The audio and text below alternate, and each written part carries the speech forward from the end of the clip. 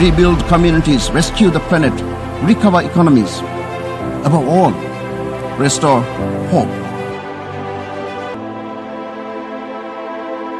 Welcome back to another edition of this program, Quest for Peace. And today we'll be talking on hate speech. That's our program for today. And here on our platform, we have Miss Charista. Beside her, we have Miss Are Stephanie. And on my right, we have Mr. Cha Basil. They'll be here to enlighten us on the word hate speech. So, starting with you, Mr. Basil, let me give you the floor first. We should respect men. Okay. So, starting with you, what do you understand by the word hate speech? Okay, Miss Kate, thank you so much for this wonderful opportunity. If you want to look at the world at large, you will come to realize that there is no proper definition for what we call hate speech.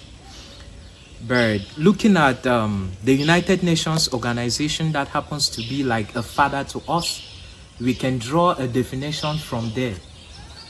According to the United Nations Declaration, that's Article 19, it states that there is freedom of speech, but this freedom of speech has some limitations, and those limitations are what gives birth to what we call today hate speech. And it brings me to this definition. Hate speech refers to all forms of communication or speech or written words that are used on a person or on a group of persons that incites violence within them. This can be as a result of the person's race.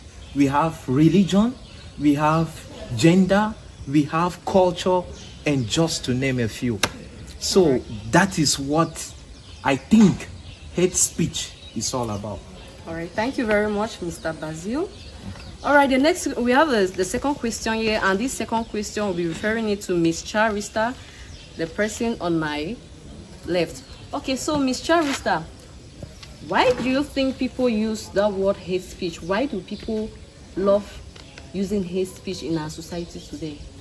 Well, using hate speech, many people think using hate speech is a form of expressing themselves actually, not knowing that what comes out, like the words in it, actually hurt people a lot.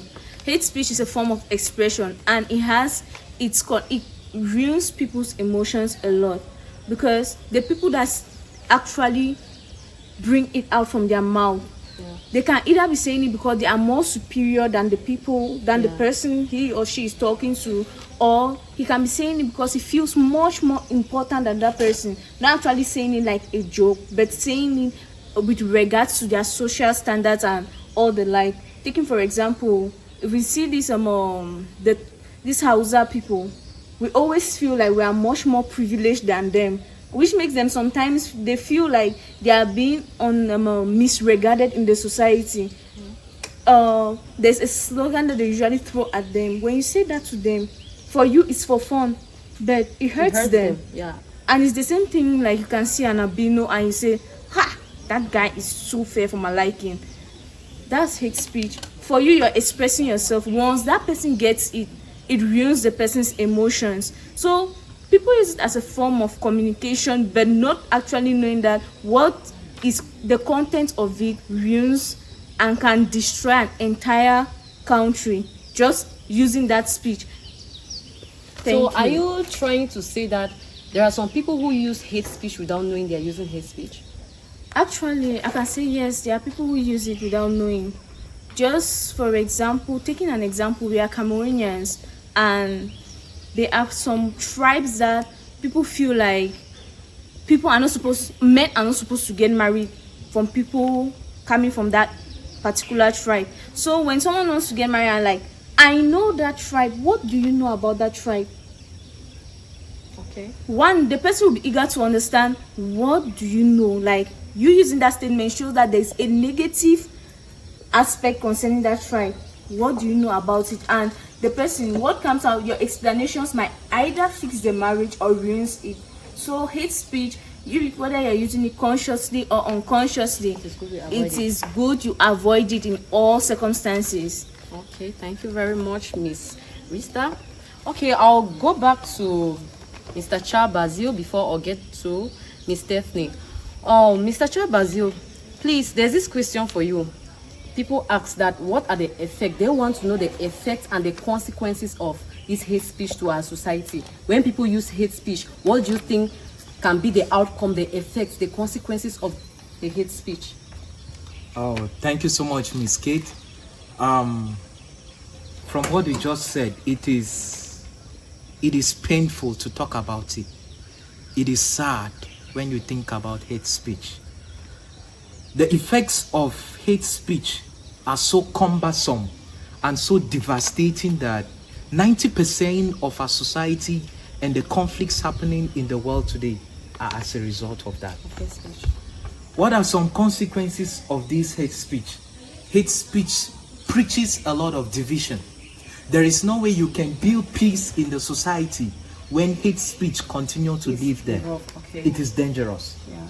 You know, hate speech to an extent makes people, just like my sister on the other side rightly said, it makes people feel inferior. For example, if you want to take the case of Cameroon, you know, we have people that we regard them as indigenous people, and we have a class like the Mbororos and the Pygmies. Yeah. That is very dangerous. It is very, very dangerous, because just using that or that phrase, it's already an aspect of hate speech, and it preaches a lot of discrimination. Yeah. And you know what it can cause. You know, conflict generally is not something that starts with big disagreements. No, it starts with little things. Yeah. And those little things begin with your verbal words. It starts from the heart, and from the heart it proceeds down into words. So we see it is very, very important that as young people and as old people, as a society, as Africans, as the world at large, it is important we struggle by all costs to fight hate speech. Hate speech is a virus that is much more dangerous than COVID-19. Yes, if you check, COVID-19 has spread very well to another extent as a result of hate speech. Yeah, that's true. We see where it's coming from. You see,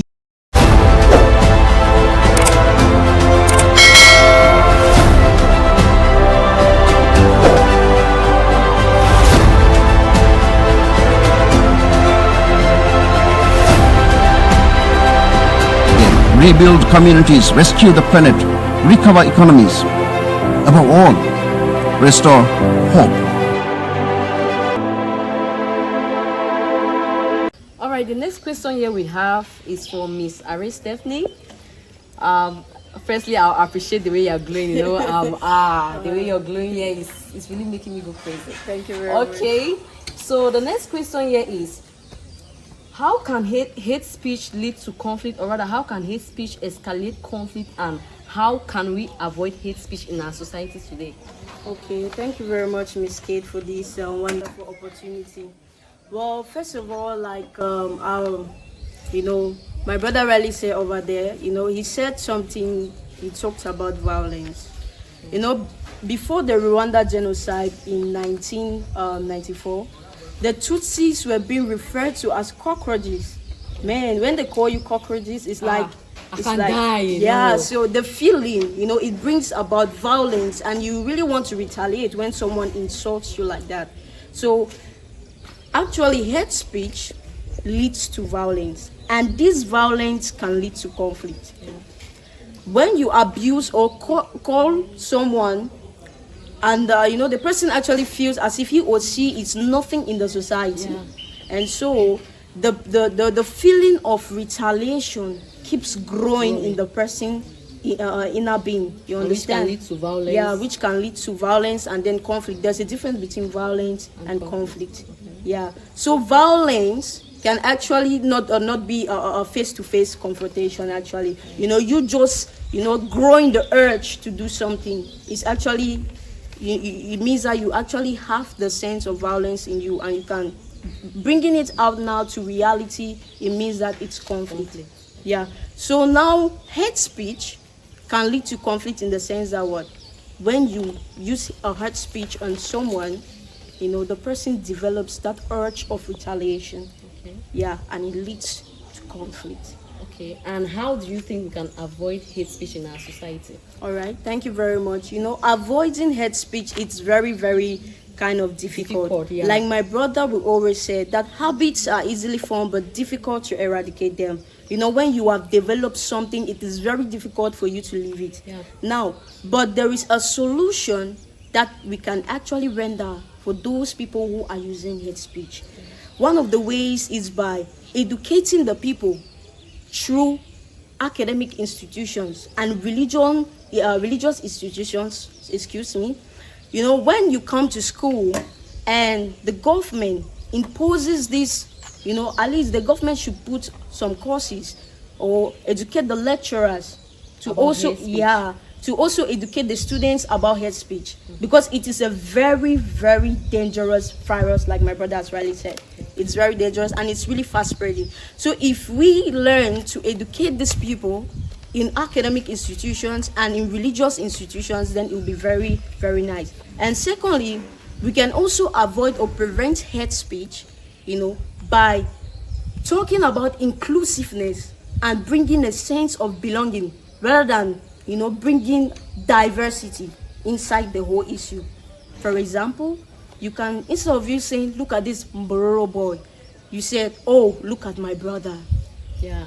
It makes you feel as if you belong to a particular area. Of course, yeah. So that is all what I can say for now. Thank you very much. Okay, Miss Kate, before you ride on, let me just to add something to that. Okay. If you want to picture the whole idea about hate speech, you will come to realize that most at times it is because of multiculturalism that this thing has emerged.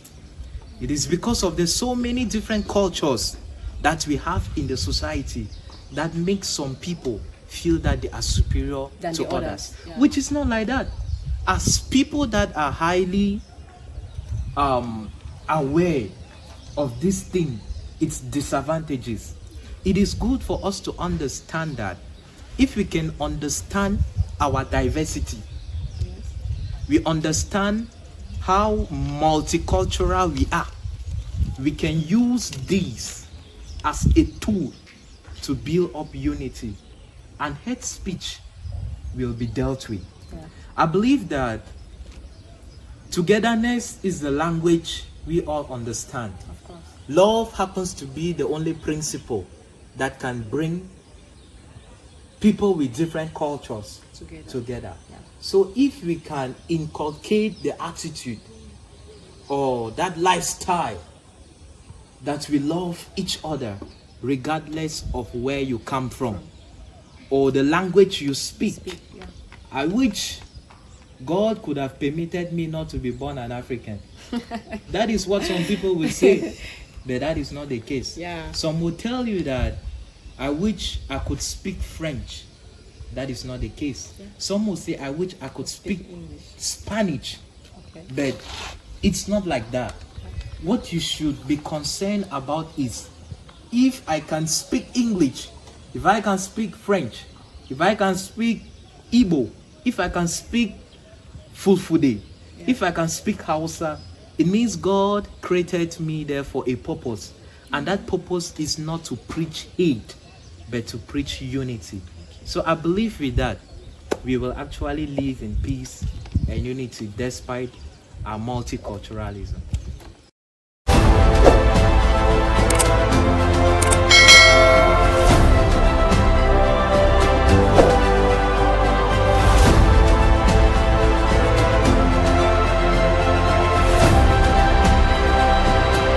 Rebuild communities, rescue the planet, recover economies. Above all, restore hope. Wow, I'm so much impressed about this hate speech. Like, what you guys have said here is so educating. And trust me, I've learned a lot from it. Yeah, I've really learned a lot from it. And please, to those who are out there using hate speech, trust me, it is not good. Hate speech is very bad. Do not look at your brother and use hate speech on that person. You might use it thinking maybe you're just saying it for fun or you're describing that person, but trust me, you're creating something in that person's mind which might lead to conflict or violence, like my sister rightly said here. So please, we should try all our possible means to avoid hate speech. Hate speech is like it's gradually becoming like coronavirus. It's spreading so rapidly. So please, let us just try to avoid hate speech. Like what they have said here is so educating. Before we go to the end of this program, I have a last question for the three of you. I'll start with you, Miss Charista. What advice can you give to your fellow youths, to your mothers, to your fathers who are out there using hate speech without knowing? And for those who are using hate speech, knowing fully well that they are using hate speech, but still they are using the hate speech. So what advice can you give to them? Okay, we are all youths and we are growing up to make a better future. So we say always. And I think one thing that is going to help us out is if you treat somebody directly the way you want to be treated. Yeah. If you know you say something to somebody and it will hurt that person, don't say it, especially in the form of a joke. Because one of the ways people also use now to express their hate speeches are by using jokes, which deep within you, you know that is going to hurt that person. Yeah. Talk to someone in a manner you would want to be talked to. You know, even the Bible says that do to others what you want them to do for you. Yeah. If you behave that way, I believe we are going to reduce the rate of hate speech. Yeah. And secondly, we are all humans. If we have that in our mind, we'll know that one day all of us are going to die. Okay. If we have that, when we talk about peace, God is peace. Of course. God is peace. He loves peace and unity. And having that in mind, that God created all of us in His form, in His image, will rekindle our minds to know that there is no need for making someone feel depressed existing in this cruel world. There is no need doing that. One, have it in your mind that one day you are going to die. That will always keep you humble and will help you avoid hate speech. And as young people, I will really encourage you, make your friends feel happy. There is something going out there, obesity. Yeah. There are a lot of youths that are obese and they feel like they should just die because they cannot associate with others. Their attires are always like they will die the next minute. They cannot socialize. No, we are all growing up. So let's make them feel comfortable. Let's be comfortable in this world for the short period of time that we have. I will enjoy this life. Peace. Okay, thank you very much, Miss Jarvista. I really enjoyed the advice. So over to you, Miss Stephanie. What advice can you give to your fellow youth who are out there watching you concerning this hate speech? All right, thank you very much. Well, my advice to my fellow youths out there who are using hate speech on others, well, I would really like us to stop it and try to talk about inclusiveness. We should try to bring out the aspects of or the sense of belonging. It's really very important because using a hate speech on someone can actually cause the person to commit suicide. Of course. So I would like to advise us out there that we should talk about inclusiveness and the sense of belonging. Thank you very much. All right, thank you very much, Miss Stephanie. So over to you, our gentleman. He's the only guy here, So you're the one who is going to end this program for us. So what advice can you give to your fellow young guys out there, your fathers, your mothers, your siblings? What advice can you give to them concerning this hate speech? Okay, thank you so much, Miss Kate. Thank you so much. Hate speech, it kills. Hate speech is destructive. Hate speech, it's a virus that it's very difficult to cure if you start it. So as young people, as a generation that we envisage to see a world that will preach shalom, salam, let's avoid hate speech. Let's now stand together as one, despite our diversified nature. Yeah. I believe with unity and with a voice of love, with a message of peace, we can be able to fight hate speech. Thank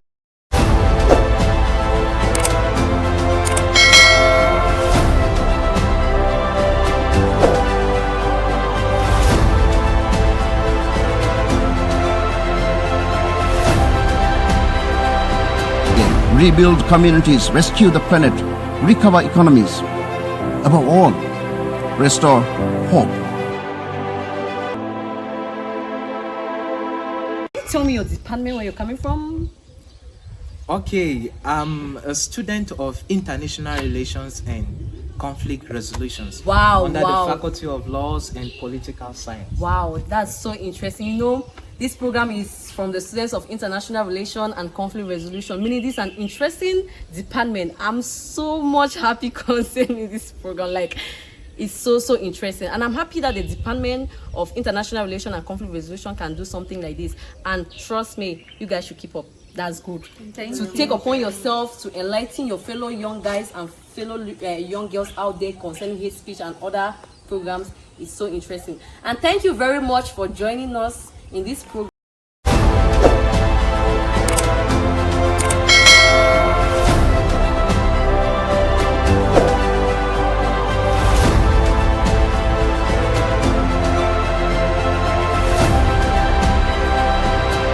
Rebuild communities, rescue the planet, recover economies.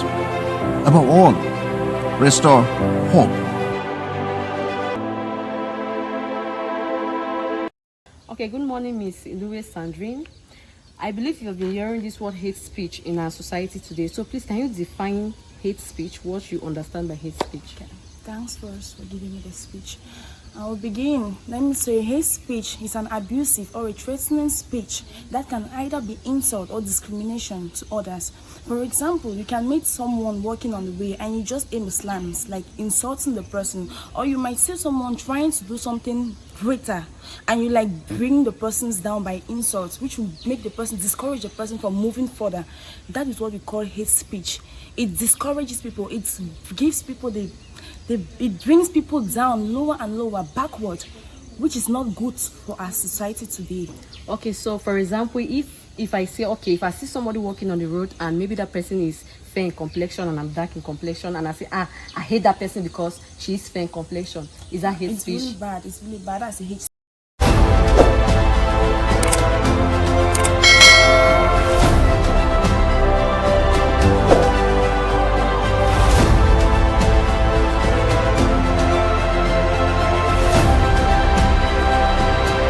Rebuild communities, rescue the planet, recover economies. Above all, restore hope. This UN Forum can help you raise your voices for action. For the past 70 years, UNA UK has been an essential bridge between the UN and the people in the United Kingdom. We welcome your constructive criticisms and your invaluable support for our mission to build a safer, more peaceful, and more sustainable world. I send my best wishes for your success, and I count on all of you to engage with the United Nations at this forum and beyond.